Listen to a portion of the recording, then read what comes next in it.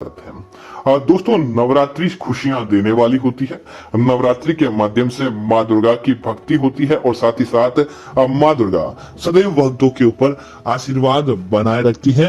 माँ दुर्गा उन भक्तों को मालामाल करने का काम करती है। तो दोस्तों, आज हम आपको बताने वाले हैं कि नवरात्रि के दिनों के दौरान अगर यह चीज लाकर आप अपने गले के अंदर धारण कर लेते हैं तो कभी भी आपको धन की कमी का सामना नहीं करना पड़ता है। तो दोस्तों, बात करते हैं इन चीजों के बारे में। आगे बढ़ने से पहले आप हमारे चैनल को सब्सक्राइब करें, वीडियो को लाइक करें और कमेंट के अंदर आप अपने जीवन की कोई भी समस्या हमसे पूछ सकते हैं। दोस्तों, यह संसार प्रकृति भरी पड़ी है अनेक प्रकार की चमत्कारी चीजों के बारे में। कुछ का हमें पता होता है और कुछ का हमें नहीं पता होता है। तो दोस्तों, बात करते हैं उन चीजों के बारे में। दोस्तों, सबसे पहले जिन लोगों को बुरा सपना आता है, जिन लोगों की नींद अचानक खुल जाती है और जिन्हें हमेशा शत्रु का भय रहता है, नवरात्रि के दिनों के दौरान आप कहीं से भी सूखी तुलसी देख लें और सूखी तुलसी की जड़ या सूखी तुलसी की टहनियां तोड़कर लेकर आ जाएं।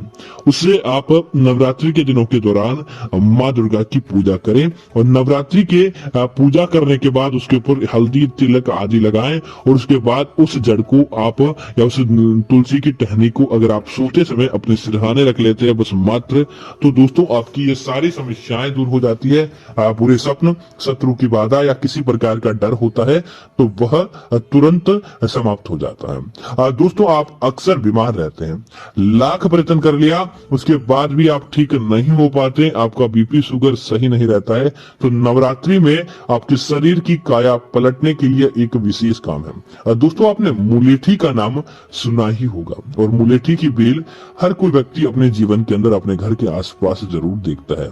नवरात्रि के दिनों के दौरान आप मुलेठी की सूखी लकड़ियां, टहनियां जिसे कहते हैं, आप तोड़कर लेकर आ जाएं और उसके बाद आप क्या करें, इसे नवरात्रि के दिनों के दौरान माता रानी का नाम लें और नवरात्रि के दिनों के दौरान जिस प्रकार डांडिया रहती है उसी प्रकार उन्हें एक साथ में रख दें और उसके बाद आप इनके बारीक बारीक टुकड़े कर लें। और नवरात्रि के दिनों के दौरान माता रानी को जो आप अनाज चढ़ाते हैं, चाहे चावल चढ़ाएं, मूंग चढ़ाएं, मोठ चढ़ाएं, किसी भी प्रकार का अनाज चढ़ाते हैं, उस प्रसाद को आप इस मुलेठी की लकड़ियों के साथ मिलाकर इसको बारीक पीस लें। इसको बारीक पीसने के बाद आप जब इसका महीन पाउडर बन जाता है तब नवरात्रि के 9 दिनों के दौरान आप इसे दूध के साथ डालकर आप इसका सेवन करते हैं मुलेठी का।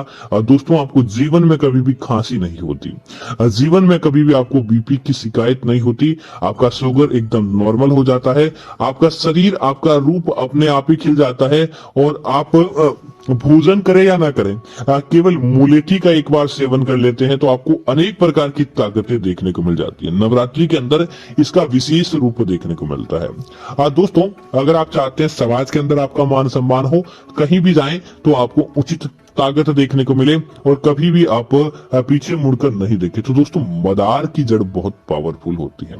मदार, जिसे आग भी कहा जाता है, आग और विशेष तौर से सफेद आग, सफेद आग के पास आप जाकर जाएं और सफेद आग की जड़ को आप तोड़कर लेकर आ जाएं। उसके बाद दोस्तों क्या करें, उसे आप हल्दी के पानी के अंदर डुबो दें, आप उसे संपूर्ण रूप से पीला कर दें और उसके बाद उस जड़ को आपको क्या करना है कि आप माता रानी की पूजा के अंदर इस्तेमाल करें।